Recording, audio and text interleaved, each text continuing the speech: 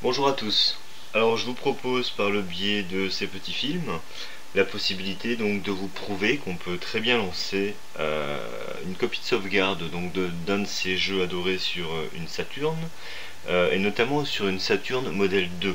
Alors c'est vrai que c'est relativement facile à faire sur une modèle 1 alors que apparemment ça a l'air plus difficile sur une modèle 2, mais vous allez voir que c'est pas du tout le cas. Alors d'abord les différences entre les deux Saturnes. Donc voici la modèle 1 et la modèle 2. Donc la modèle 1 se différencie de la 2 par les boutons ovales, donc bouton reset et power qu'on a ici, alors que la modèle 2 a donc deux boutons ronds, donc pareil, bouton power et bouton reset. Par contre la modèle 1 a quelque chose qui est très intéressant et d'ailleurs c'est très facile pour le swap, c'est une LED ici qui indique donc chaque fois l'accès au CD, ce que n'a pas la modèle 2, ce qui explique qu'on peut avoir un petit peu plus de mal sur la modèle 2 pour swapper. Et vous allez voir qu'avec un petit peu de pratique et un bon timing, il n'y a rien d'impossible. Voilà, alors on va tout doucement passer maintenant aux choses sérieuses, mais j'aimerais juste revenir sur la notion même donc du swapping. Pour réaliser un swapping, il va vous falloir donc un CD original de n'importe quel jeu et votre copie de sauvegarde. Ensuite, le swapping, qu'est-ce que c'est? Eh ben, c'est simplement le fait d'échanger ou d'alterner donc les deux CD afin de lire la protection qui se trouve sur le CD original alors qu'on veut lancer sa copie de sauvegarde.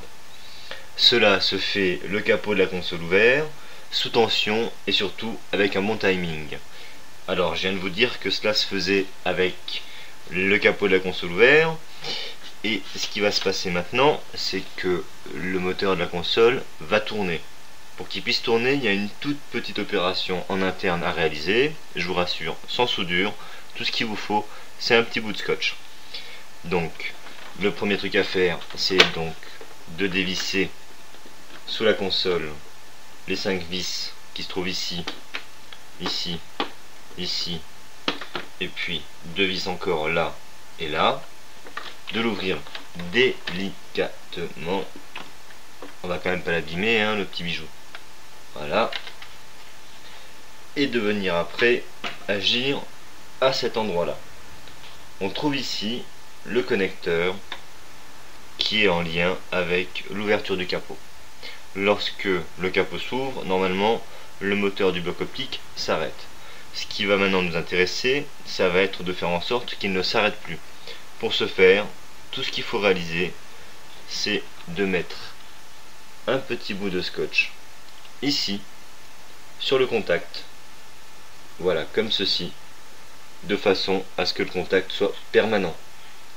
De ce fait, lorsqu'on va ouvrir le capot, le moteur du bloc optique ne s'arrêtera plus et continuera donc de tourner. Du coup, on pourra faire le swapping. Je referme et on passe au swap. Bien, on arrive maintenant donc dans la dernière ligne droite de ce reportage.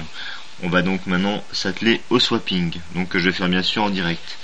Alors donc le swapping se fait capot de la console ouvert et sa copie de sauvegarde déjà donc dans la console.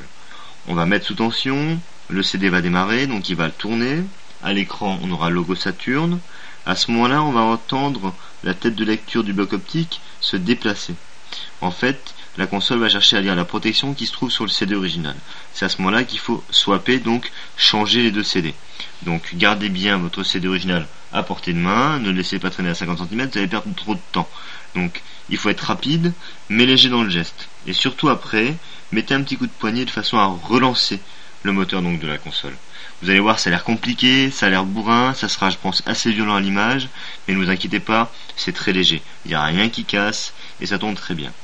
Ensuite, ce qui va se passer, c'est qu'une fois qu'on aura donc fait le premier swap, donc qu'on aura mis son CD original, il va tourner, donc il va commencer à être lu, et à un moment, il va s'accélérer.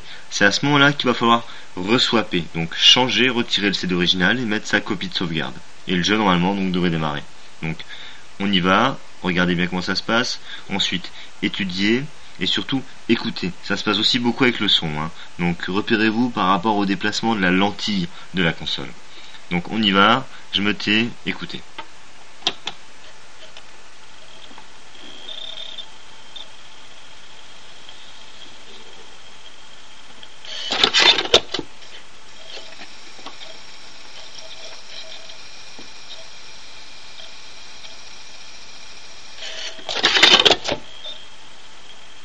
Voilà, Je vous laisse admirer le résultat.